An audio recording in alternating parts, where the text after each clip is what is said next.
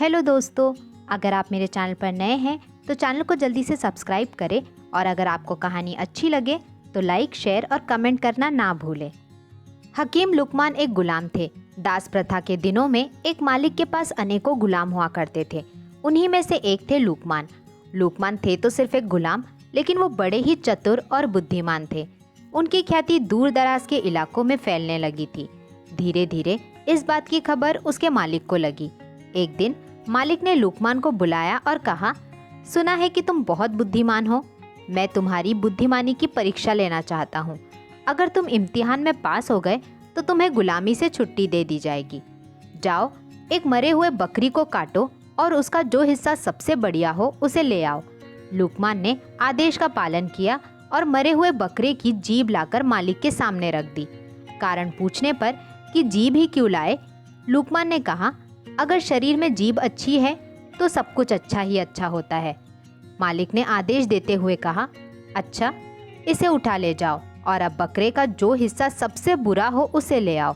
लुकमान बाहर गया, लेकिन थोड़ी ही देर में उसने उसी जीभ को लाकर मालिक के सामने फिर रख दिया।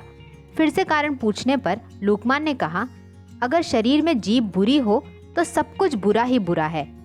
उसने आगे कहते हुए कहा, मालिक, वाणी तो सभी के पास जन्मजात होती है, लेकिन बोलना किसी किसी को ही आता है। क्या बोले, कैसे शब्द बोले, कहाँ बोले, कब बोले, इस एक कला को बहुत ही कम लोग जानते हैं।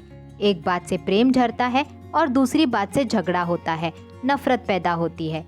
मालिक, कड़वी बातों ने संसार में न जाने कितनी लड़ाइयाँ लड़वाई।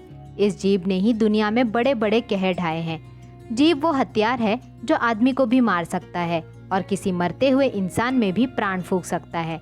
संसार के सभी प्राणियों में वाणी का वरदान मात्र मानव को ही मिला है। उसके सदुपयोग से स्वर्ग पृथ्वी पर उतर सकता है और दुरुपयोग से स्वर्ग भी नर्क में बदल सकता है। विनाशकारी महाभारत का युद्ध द्रौपदी की वाणी के गलत प्रयोग का ही परिणाम था। मालिक लुकमान की बुद्धिमानी और चतुराई भरी बातों को सुनकर बहुत खुश हुए। आज उनके गुलाम ने उन्हें एक बहुत बड़ी सीख दी थी और मालिक ने लुकमान को आज़ाद कर दिया। दोस्तों, मधुर वाणी एक वरदान है जो हमें लोकप्रिय बनाती है। वही कर्कश या तीखी बोली हमें अपयश दिलाती है और हमारी प्रतिष्ठा को कम करती है। आपकी वाणी कैसी है? अगर वो तीखी है या सामान्य भी है तो उसे मधुर और कर्णप्रिय बनाने का प्रयास करिए। आपकी वाणी आपके व्यक्तित्व का प्रतिबिंब है, उसे अच्छा होना ही चाहिए।